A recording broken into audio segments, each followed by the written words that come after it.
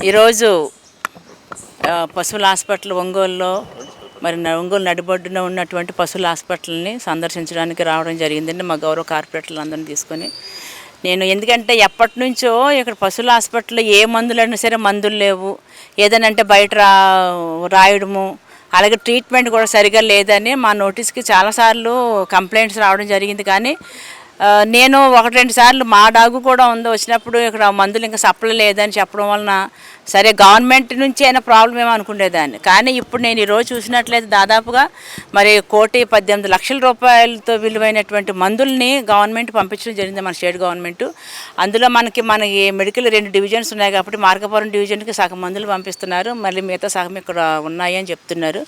అంతేకాకుండా మనము ఈ చుట్టుపక్కల చూసినట్లయితే ఎక్కడ చూసినా చెత్త పెరిగిపోయిందంటే మరి మందు బాబులు మందు తాగుతున్నట్టున్నారు, వీళ్ళు మరి ట్రీట్మెంట్ చేస్తున్నారు. కానీ ఆ ట్రీట్మెంట్ చేసినటువంటి మరి మెడికల్కి సంబంధించినవన్నీ కూడా వేస్ట్ అంతా ఇక్కడే పడేస్తున్నారు.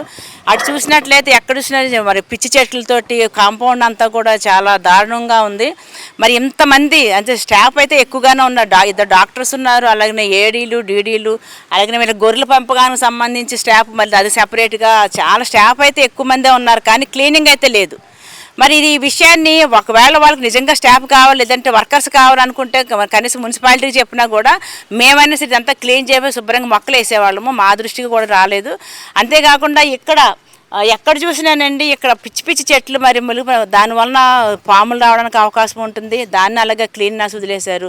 అలాగనే అందులోకి కూడా ఇది ఒంగోలు నడిబొడ్డు ఉంది, అంతే మన ప్రకాష్ భవన్కి వెనకాలే ఉన్నది. మరి మంచి పెద్ద హాస్పిటల్ ఇది, చాలా విశాలంగా ఉంది. అంతేకాదు మనకు కుక్కల గురించి మొత్తం మన ఒంగోలు ప్రజానీకం అంతా కూడా ఎంతో భయపడిపోతున్నారు, కుక్కలు ఎక్కువగా ఉన్నాయి, అందరు పిల్లల్ని కరిచేస్తున్నాయి. నైట్ టైం మేము ప్రయాణం చేయాలంటే చాలా భయం వేస్తుంది, బైక్స్ వెనకాల పరిగెడుతుంది, చాలా మందిని హర్ట్ చేస్తుంది అని చెప్పేసి అని అన్నారు. కానీ ఇక్కడ థియేటర్ ఉంది, కానీ ఇంతవరకు ఎప్పుడో గత 5 సంవత్సరాల క్రితము మనకి కుక్కలకి ఏబీసీ చేసేవండి, యాంటీబర్త్ కంట్రోల్ ఆపరేషన్ చేస్తూ ఇక్కడ మరి అప్పట్లో ఉండే ప్రభుత్వం వారండి ఇక్కడ చాలా షెడ్లు కూడా వేయడం జరిగింది ఆ కుక్కల్ని ఆపరేషన్ అయిన కుక్కల్ని పెట్టడానికి. అన్ని థియేటర్ ఉంది, మంచి థియేటర్ ఉంది, కానీ ఇక్కడ దానికి సంబంధించి ఏ రకమైన థియేటర్ క్లోజ్ చేసి ఉందండి. దాని పక్కన కేజెస్ కూడా అంటే కుక్కల్ని ఆపరేషన్ చేసిన తర్వాతను లేదంటే పట్టుకొచ్చిన కుక్కల్ని పెట్టడానికి కేజెస్ కూడా ఉన్నాయి, కట్టించినవి ఉన్నాయి, అలాగే విడిగా కొన్నవి కూడా ఉన్నాయి. ఇంత ఎక్విప్మెంట్ ఉండి మరి ఇక్కడ ఏం జరుగుతుంది, ఎందుకు ఎవరేం పట్టించుకోవట్లేదు? మరి జేడీ గారిని అడిగినట్లయితే వారేమో కలెక్టరేట్కి వెళ్ళారని చెప్తున్నారు, ఇక్కడ డీడీలు ఉన్నారు, డాక్టర్స్ ఉన్నారు. మరి ఇదంతా ఇలా జరగడానికి ఖచ్చితంగా నేనైతే తగు చర్యలు తీసుకోవాల్సింది కలెక్టర్ గారికి అయితే నేను రావడం జరుగుతుంది. ఎప్పటికైనా సరే ఇది పశువులు అనేది మనకు తెలుసు, ప్రభుత్వ వారు ఎంత ప్రతిష్టాత్మకంగా తీసుకున్నారని నోరు లేని జీవాలను కాపాడాల్సిన బాధ్యత మన అందరి మీద ఉంది. వాటిని డెవలప్ చేయడానికి కూడా ఆవులు, గేదెలు, బర్రెలు, అట్లనే మనకి ఇక్కడ మేకలు, గొర్రెలు అన్నిటికీ సంబంధించిన హాస్పిటల్ జిల్లా హెడ్ క్వార్టర్ ఇది. కానీ ఇక్కడ ఇంత దారుణమైన పరిస్థితులు ఉన్నాయంటే మరి మిగతా హాస్పిటల్స్ ఎలా ఉంటాయని మనం ఆలోచించాలంటే చాలా భయం వేస్తుంది. కాబట్టి ఎక్కడైనా సరే ఇలాంటి జరగకుండా చూసుకోవాల్సిందిగా కలెక్టర్ గారికి కూడా మరి నేను సజెస్ట్ చేయాలని అనుకుంటున్నాను. అలాగే ఇక్కడ కూడా వీళ్ళు ఈ రకంగా ఉండడానికి గల కారణాలు తెలుసుకొని వారి మీద కూడా తగిన చర్యలు తీసుకోవాల్సిందిగా నేను మీ మీడియా ముఖంగా తెలియజేసి సెలవు తీసుకుంటున్నాను. ఇక్కడ స్టాఫ్ ప్రాబ్లం బాగుందండి. మాకు మామూలుగా 5 OS పోస్టులు ఉండాలండి. 5 OS పోస్టులో 4 పోస్టులు వేకెంట్ ఉంది, ఒక పోస్ట్ మాత్రం హీఈస్ డిప్యూటెడ్ టు కలెక్టరేట్ అనమాట. అట్లా స్టాఫ్ ప్రాబ్లం చాలా ఎక్కువగా ఉందండి. ఆ స్టాఫ్ సరిపోయిన స్టాఫ్ మాకు ఉన్నట్టయితే కొంతవరకు మేము చాలా వరకు ఈ అభివృద్ధి కార్యక్రమానికి దోహదపడుద్దండి. అట్లాగే ఈ కేసులు వచ్చినప్పుడు కూడా ఈ చుట్టుపక్కల ఈ బాగా గ్రీనరీ బాగా పెరిగిపోయి ఉందండి. అది అప్పుడప్పుడు ఇక్కడ ఒక వెహికల్ తెప్పించి మొత్తం క్లీన్ చేయించారు, గత 3 months బ్యాక్ క్లీన్ చేయించారు. అప్పుడే మళ్ళీ వర్షాలు పడటం వల్ల బాగా పెరిగిందండి.